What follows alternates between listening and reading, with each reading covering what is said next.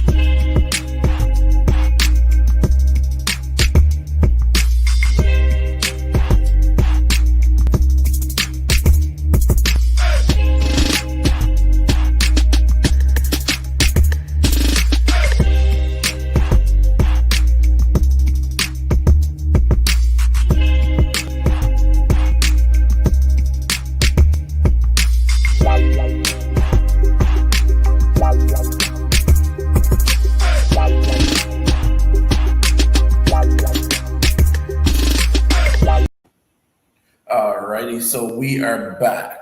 All right, so let me just go ahead and get making sure everything is working fine. Making sure you guys can hear me, all that good stuff. You know how it goes. All right, perfect. All right, so now let's go ahead and get our guest in, and here we are. Hey, Melba, how are you? Good, Steve. How are you doing? I am doing awesomely awesome.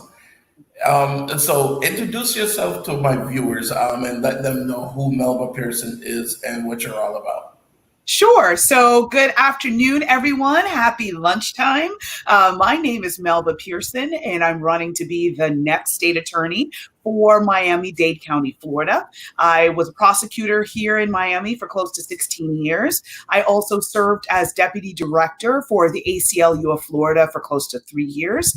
I'm a writer. I write numerous articles for everyone from the Huffington Post to Essence. I've been quoted in the New York Times. And most recently, I've released a book. It was a project that I edited through the American Bar Association on the topic of prosecutorial discretion, since folks have so many questions about that topic, especially as we see how it plays out in current events. So that's what keeps me busy these days.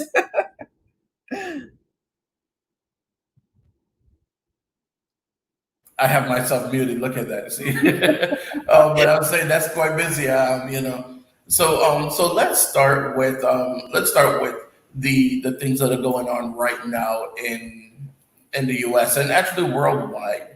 Let's start with that because one of the things that I always wondered about was why is it that the state attorney doesn't step in and say, we know we should charge these people? Why do they always just leave it up to the police department to say, okay, well, My buddy John didn't really do anything wrong. We're going to just go out drinking later on. Why doesn't the state attorney jump in and say, hey, wait a minute, he did do something wrong? Yeah, and that's the reason for the protest, right? That's the reason why so many people are raising their voice all around the country, because they're tired of the status quo. They're tired of two different levels of accountability, one for their friends, their neighbors, people in their community, and a separate level of accountability for police officers who choose to harm our community. So listen, I'm going to put it out there. I say it over and over again. The vast majority of police officers get up in the morning and want to do the right thing. But there's a population of them that do not. And we saw that on full display with recent events surrounding George Floyd, Breonna Taylor, and others. So what ends up happening is that the state attorney or the district attorney, depending where you're located in the country, same job, different titles, there's that lack of political will. They're either afraid of upsetting the police union. They may feel like, I may lose this case and I don't want to have a reputation for losing cases, so let me not file. And there's just like this spirit of fear, which is problematic. So that's why elections are so important, and voters have to understand what their elected prosecutor's track record is on these cases. Are they even bothering to try? Because if they're not, then it's time to vote in somebody who will make the bold moves necessary to make sure justice is real for everyone. Okay, so and that takes us to another thing. Okay, so now, and you just said justice is real for everyone. What about and let's say you were to win this case. I'm sorry, this race. What would you do to help some of the people who were wrongly convicted? And hold on, here's the thing. And some of them that we know or that were proven to be wrongly convicted who still haven't been released yet. As state attorney, what can you do to help with that? So one of the things I'm going to do is have a robust conviction integrity review process. So what that's going to look like is to have, at the very least, 1 to 2 prosecutors, possibly more, depending on the volume of requests we get, and have them review old cases to see if there really was evidence to really support this conviction. So, and I'm also going to create a mechanism through our website where people in the public, just regular folks, can, send information in and say, look, you really need to take a look at this particular case. Or, sometimes you have a situation where there's a deathbed confession, right? So somebody's uncle had committed a murder or something like that, kept their mouth closed for all these years, and then as they're about to pass on into the next life, they make a confession. And that's the sort of information that sometimes gets lost if nobody is able to share it in a timely manner. So that sort of information could exonerate somebody that could be already doing time for that particular case. So it's creating mechanisms so that people can raise injustices, as well as on our own reviewing old cases and making sure that justice was truly served and that people were not convicted on faulty evidence or by perjury from either witnesses or even police officers. Because sometimes if a police officer was found to be acting inappropriately or overly aggressive or been discredited, you're going to have to go back and look at all of their old cases to make sure that those convictions can still stand. So those are some of the things that I will do and I commit to doing when I'm elected state attorney in Miami-Dade County on August 18th. All right, and so the other day I was actually speaking to Kurt Gillen, who was on the show. He does documentaries, and we were talking about different things, going back and forth. And actually, not just him. I was speaking to a few other people about the death row here in the state of Florida. We actually have more people on death row than, most of the other states. We have more people on death row than like half the states combined. We have 339 people on death row in the state of Florida. Now, what a lot of people don't realize is that a large number of those people are from Miami-Dade and Broward. It's like, I don't understand how, and yes, we have a large population, but do you think we give out death row sentences and life sentences more harshly in Miami-Dade and Broward than in, let's say, Orange County? Or because Orange County is a very big county, and that's also a very transient county, and we know that crimes happen. But do you think we give out more, more harsh punishments in these two counties than the others? I think it's a matter of volume because we have so many cases coming out of these two counties, out of South Florida in general, that results in more people being on death row. But also, at the same token, we really have to look at more robustly how we are dealing with those first degree murder cases that are eligible for the death penalty. The Supreme Court here in Florida came down with some recent rulings that actually makes it easier to execute people. And that to me is disturbing because we also have to make sure that we're getting it right? Because if you have a situation, the death penalty is a situation where you can't be like, oops, you got it wrong, right? Like there's no back on that, right? You're so right.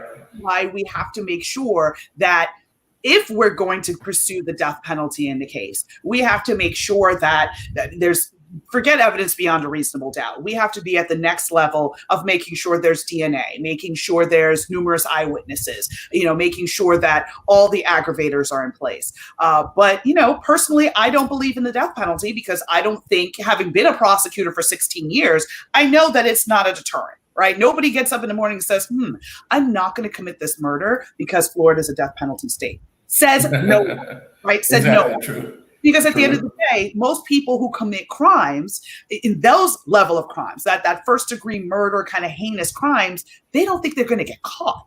So that that death penalty doesn't enter into the calculus at all. So, we have to really look and also look at the cost to the taxpayers to keep somebody on death row. But at the end of the day, the death penalty is an option in the state of Florida, and we have to, be cognizant of that. And that's something separate for the legislature to have to deal with. But as a prosecutor, you have the discretion to either seek life in prison or the death penalty. So life in prison to me is a lot worse because you're spending the rest of your life in a very confined space. You don't see the sunshine. The people you love, your family, your partner, your spouse, all of those folks are moving on without you. Right. And you're completely powerless. So I think that does more to the psyche and is more of a punishment than actual execution, because once you're executed, it's over. That's it. And it doesn't necessarily bring full closure to the victims or the survivors either. The next of kin, the people who've lost their family members, they still have to go through their own grieving process. The criminal justice system is just one component. So, we really have to evaluate what we're doing with the death penalty as a country. But at the end of the day, we have to make sure that whatever we do, we're doing it with equity. And we make sure that we're ensuring that justice is happening and not just, okay, we're playing on emotions or we're doing this because that's what we've always done.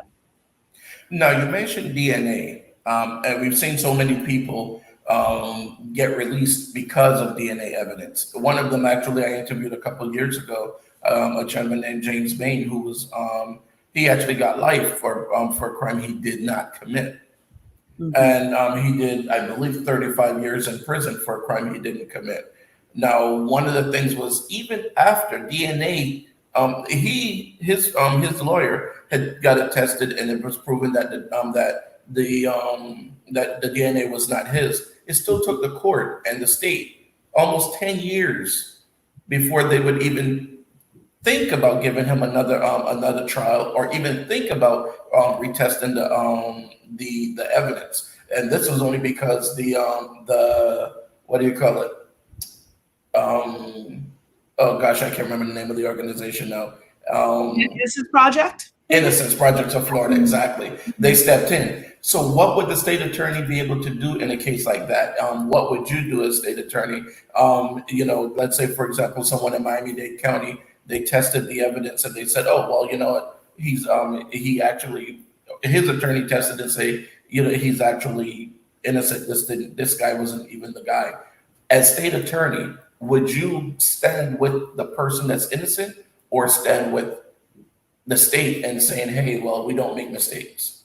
Oh, no, no, no, no. You have to stand on the side of justice. And the reality is, if we got the wrong person, that is a travesty of justice to let somebody sit in prison for a crime they didn't commit. That's unacceptable, especially when you have the evidence in front of you proving that this person didn't do it. So what I would do as state attorney would be to, number one, intervene by drafting a motion to the court and saying, listen, we need to reopen this case.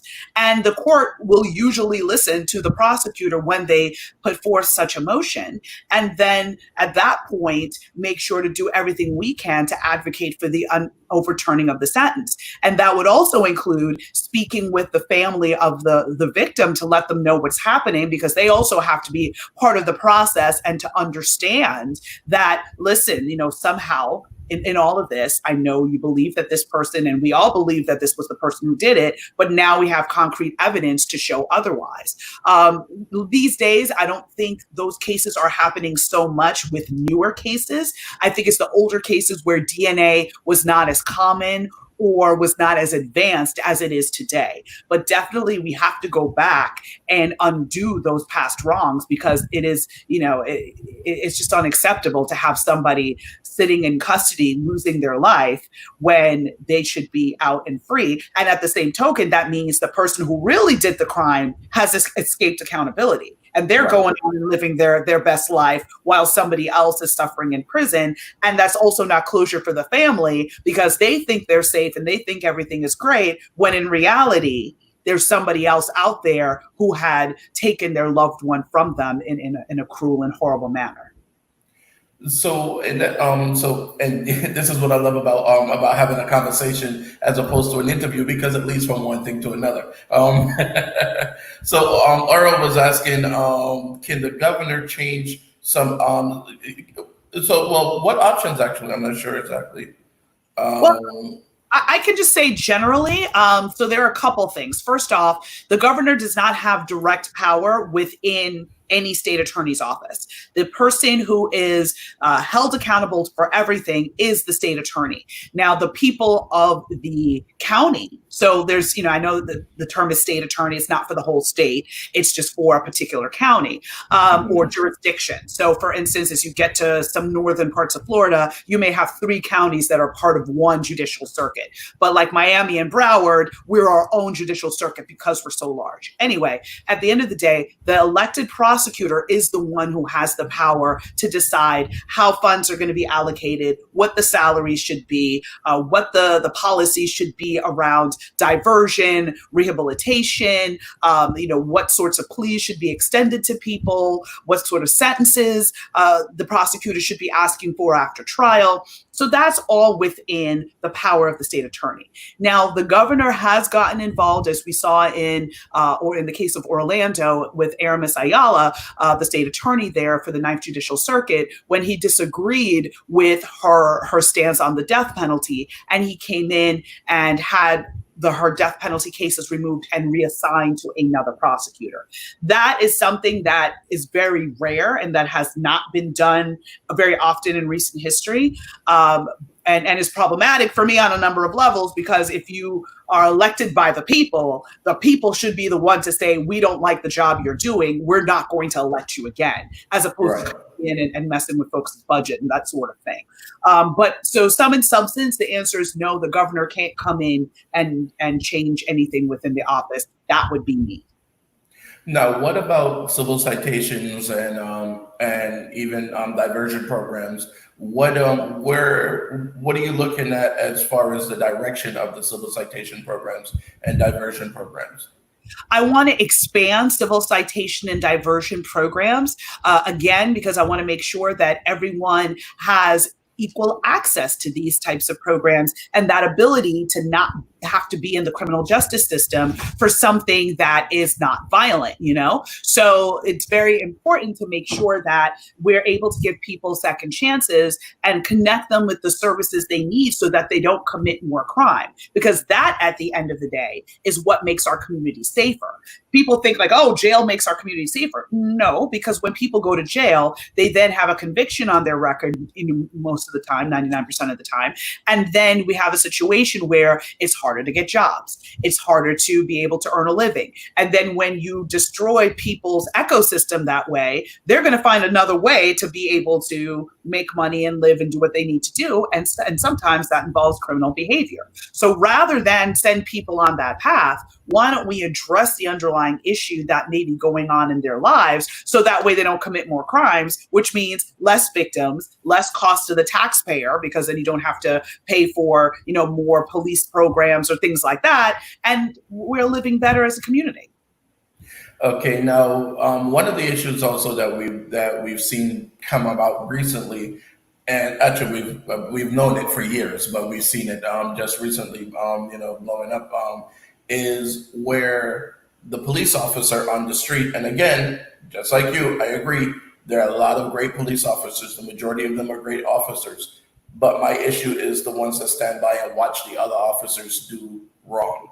How would you like make sure that these officers are protected and this is something from the state attorney's side. I know it's a little bit different because you're not part of the police department. So you can't really protect that officer when he or she comes forward. But is there a way that you can give them some kind of an immunity or whatever if they see a crime being committed, or and they come forward and say, hey, I saw John do this. Can you give them some kind of immunity? So I don't think immunity really plays a role there, because immunity is maybe I've been watching Law and Order too much. Right? And it's fine. It's fine. And that's why I love these kind of discussions, because then I'm able to really kind of educate and demystify myths that people may have.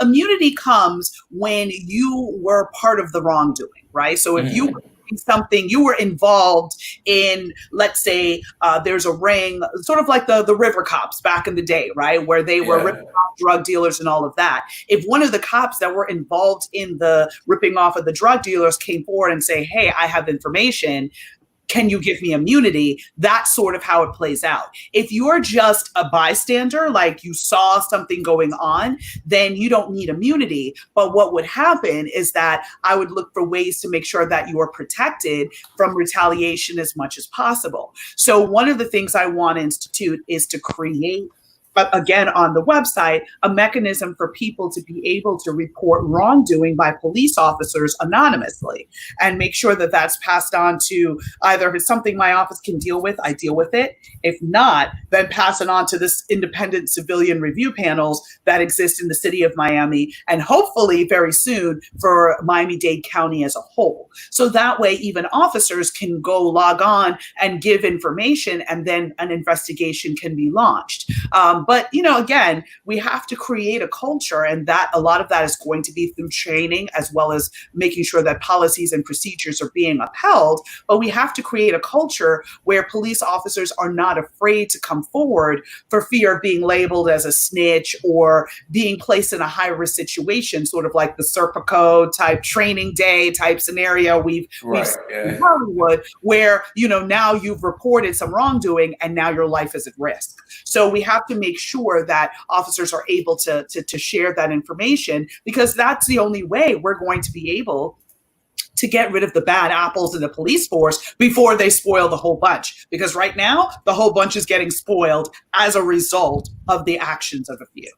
Exactly. Now I know you only have a few more minutes because you have another engagement that you have to get to. But before you go, I really want to talk about your book. I just put the link in there just a moment ago, so I want to talk about the book, and go ahead and touch on that real quick before you go.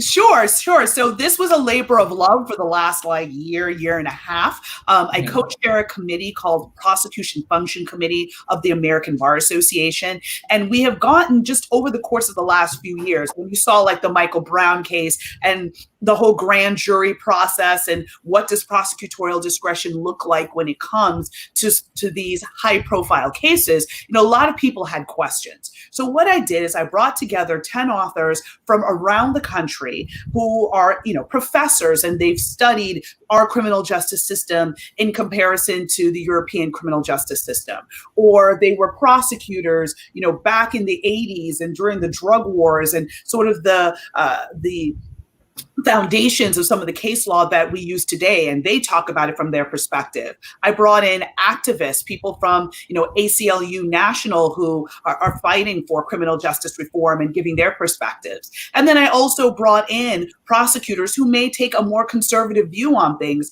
to kind of share what their definitions are. So the goal was to give people a bunch of different perspectives, food for thought, and then to have people create their own takeaways, right? And kind of read through these different experiences and decide where their values lie, and then take that information with them to the ballot box so they can make an educated decision when it comes to voting for these offices. Because many people just kind of skip over it or don't pay attention. And these offices have such an impact on our day-to-day lives. I dare say even more so than that of the president or the senators or the folks in DC. It's the local politics that really set the tone on community safety, on funding, on what justice looks like in our county. So folks really need to be educated and to be sure that they vote and engage in these races, because that's the only way that we're going to see the policy change that we have been seeking and protesting for so long. All right, and if anyone wanted to get in touch with you or wanted to find out more about your platform, what's your website? My website, and I'm dropping it in the comments for you, Steve, is www.melbaformiami.com, Melba, F-O-R, Miami.com. The election is on August 18th, so be sure to either vote on election day, vote early, which will be the 2 weeks before that, or apply to get your vote by mail ballot so that if you have concerns about the virus, you're able just to vote in the comfort of your own home. And the other good advantage is you're able to see the entire slate of candidates for all of the races, including the mayor, the county commission, all of that. And you can do that research before you return your ballot. But be sure, if you decide to vote from home, vote by mail, be sure to return your ballot. Don't just leave it on the living room table. That's a good point. That's a very good point. Yes. All right. So I thank you very much. I know you got to run because you're a very busy lady. Very. But I'm glad I got this chance to chat with you, Steve. Thank you so much for the invitation. And I really thank you for being on the show. I really appreciate it. I invite you to come back at any time. We can we can chat more if you have time again in the future, because I know you're like on everything. I saw you on, where were you on CBS? I think it was, different on things. NBC, and I'm headed down to Channel 10. So see, this is what I'm talking about. See, so you fit me in between channel 10 and channel 6. I like that. There you go. Right. All right, Melba. Thank you very much. I appreciate it. Thank you, everyone. Have a great day. I'll talk to you later. Bye. All right, bye. Yes, so everyone, there you go. We got some information from Melba. She's running for state attorney. So you guys can go and read up on her information, read up on her platform, read up on what it is that she believes in. All right, and get out there and vote. Again, as I always tell you guys, I'm not telling you who to vote for. I'm just telling you that you need to vote. You need to do your homework. You need to go out there and make sure that you know everything about, or at least the things you need to know about the candidates that are out there. State attorney is a very important part of our society. The state attorney decides if you get charged. If you don't, the state attorney can do so much in when it comes to the whole justice system. So you need to make sure that you're reading up on all the candidates and that you're choosing the one that's right for you. All right. Same thing with the sheriff. If you're in Broward County, read up on all the candidates. School board members, read up on all the candidates. I'm telling you, there's so much out there that we need to be aware of. We just don't know, because we sit back and we wait for the news to tell us. The news is not going to tell us. The news is going to tell us what they want us to know, which is actually part of the problem. So what I wanted to do is I wanted to get a chance to talk to some of you guys. Actually, if any of you guys want to be a part of the conversation, if you want to jump on camera, let me know. Just go ahead and drop it drop it here in the note, and I'll send you guys a link so that you could be on camera and we could have a conversation, a one-on-one. Well, not really a one-on-one, because there are going to be a couple hundred other people watching. But hey, you know what I mean. So let me tell you guys about some of the things that's been going on. All right. And I want to start doing some of those TikTok videos that you guys see. Those little 15-second, maybe 30-second clips about certain things that are on my mind. Like every day I have like this thought of the day, if you will. And I'm like, maybe I should do a TikTok video. So I was telling my daughter about it, and she goes, Dad, are you going to tell jokes? I'm like, no, I'm not funny. I'm not going to sit there and tell dad jokes, even though I think I am funny, but she doesn't think I am. But either way, so that's something that I really want to start doing. I want to start doing some of those TikTok videos because I see where we have a lot of issues coming up, and people are still too lackadaisical, complacent. I don't know what the word is I should be using, but I talk to people all the time that I see sending these messages on Facebook, and then they're sending me all these things on WhatsApp, all these things about, oh, this was wrong, that was wrong, all these things, great. And then I ask them, are you registered to vote? And they say no, and I'm like, why not? Why aren't you registered to vote? There's no excuse. Or even if they are, I ask them the other question: when was the last time you voted? Oh, well, I don't have time. What? But you have time to send me all this stuff on Facebook, and you have time to send me all this stuff on WhatsApp and all these other things. How do you have time to send me all those, but you don't have time to vote? Come on, people. As I always say, when you know better, you do better. We know better. We had people that marched, and everything that you're seeing now has been done in every generation. This is nothing new. They didn't come up with marching yesterday. This has been going on for generations. The thing is, we're marching, but we need to get out there and vote. You need to vote. Whatever you do with that right to vote is the respect that you're giving to your forefathers.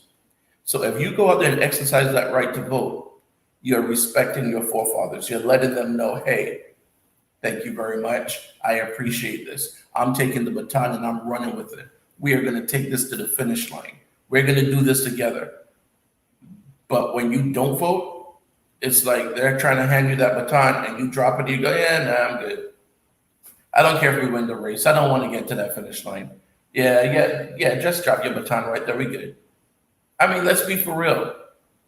How many people you know that practice and fight and do all these things? They go out there and they train 8, 10, 12 hours a day. They're training. All right. And they go out to the Olympics. They get to the Olympics, they're running, and then all of a sudden they give up. Have you ever seen that? It's crazy. So we are in the Olympic race right now. We are in that Olympic race, and we have, I don't know how many legs we have to go before we can get to the finish line. But the point is, it doesn't make a difference if you have one leg to go or if you have 100 legs to go. The point is, if you drop the baton now, you will never get to that finish line.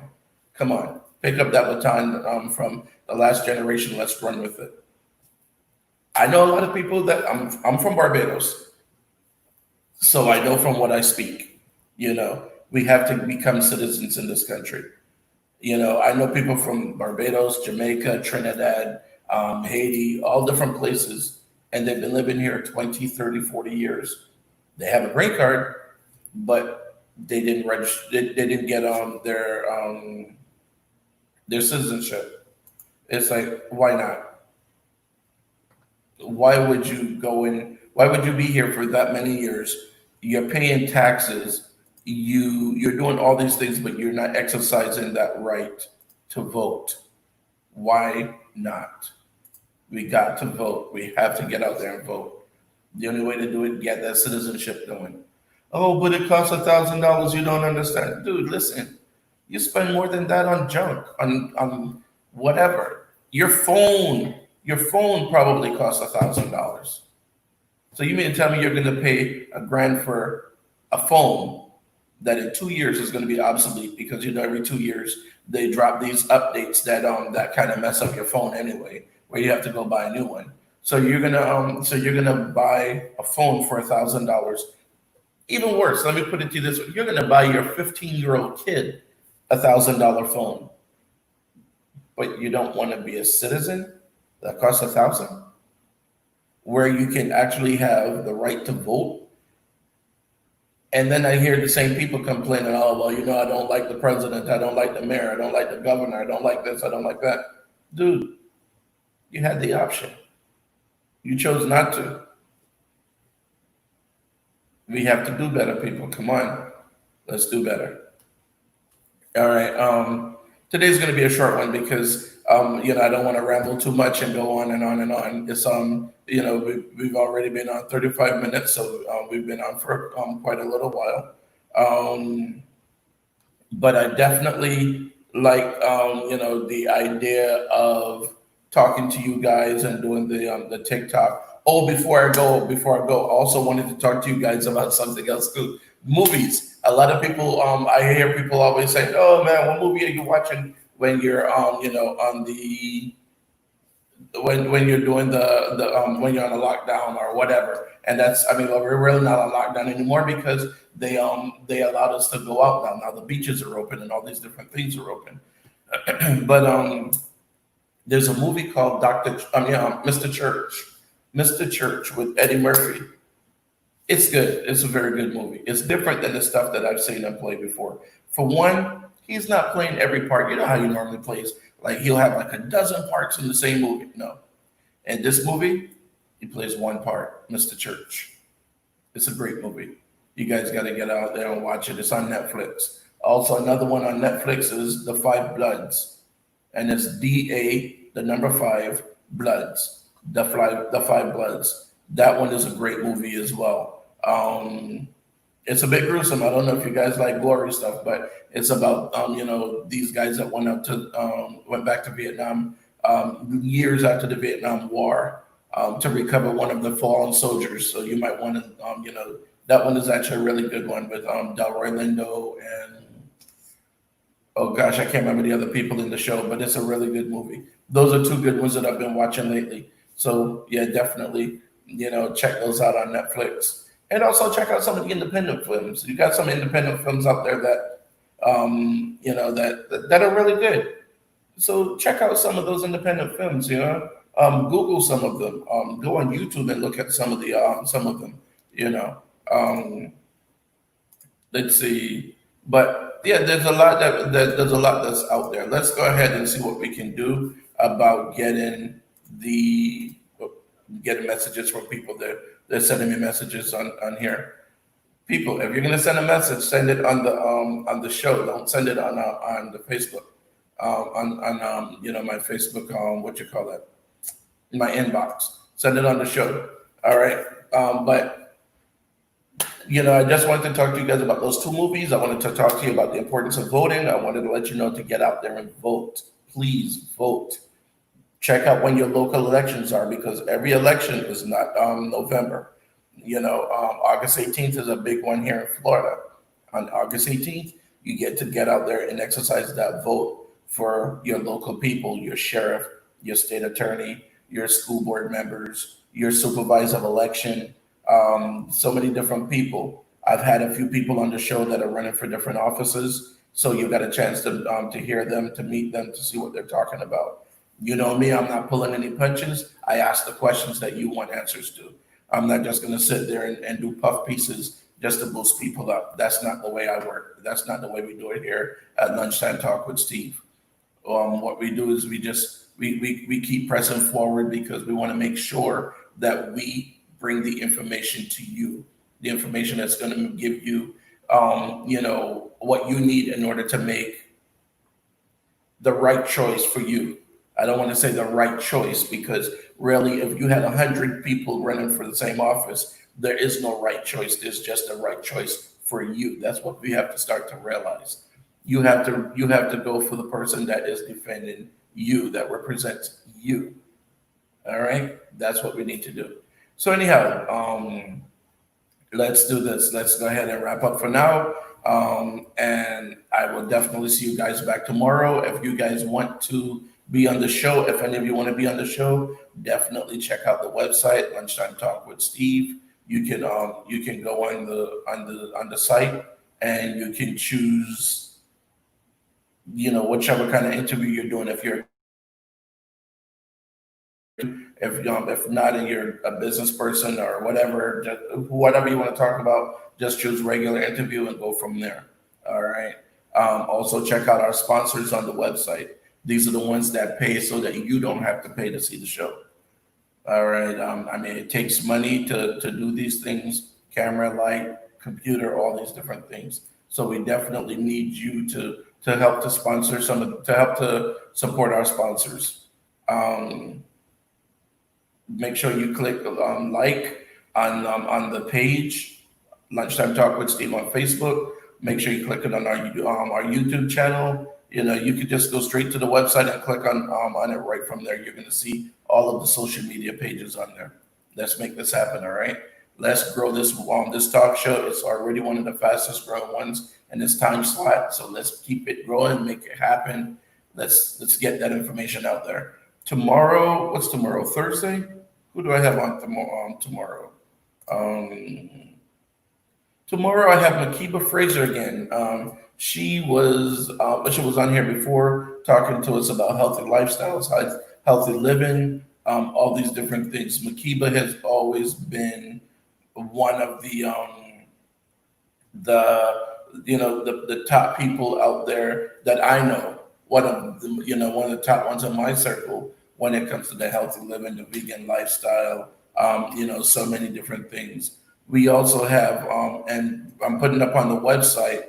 There's also a book by Ingrid Morgan, which is 1974, A Survivor Story, and that's going to be on our website starting today as well. You can click on that; it'll take you right to the link so you can purchase that book. She's an author that's going to be on the show coming up, and I believe she's going to be on next week. So there's a lot that we're doing, a lot of information we're bringing to you. All right, guys. Again, as always, I tell you, take care of yourself, take care of each other. Do a random act of kindness for a stranger. Call up someone you haven't seen or talked to in a long time just to see how they're doing. Make sure they're still here. If there's someone that you know that needs to get to the food bank, don't have a car, pick them up and take them. Bring the food to them, whatever it takes. But you are your brother's keeper, and you have to maintain that attitude. You have to do it. All right. I'm not asking you. I'm telling you. You have to do it. Believe me, it's going to make you feel better for doing it. Guys, as always, thank you very much. You guys have a great day. Thanks for watching. Peace, people. Whoa, did you guys see? Whoa, did you guys see that? If that happens to you, call me at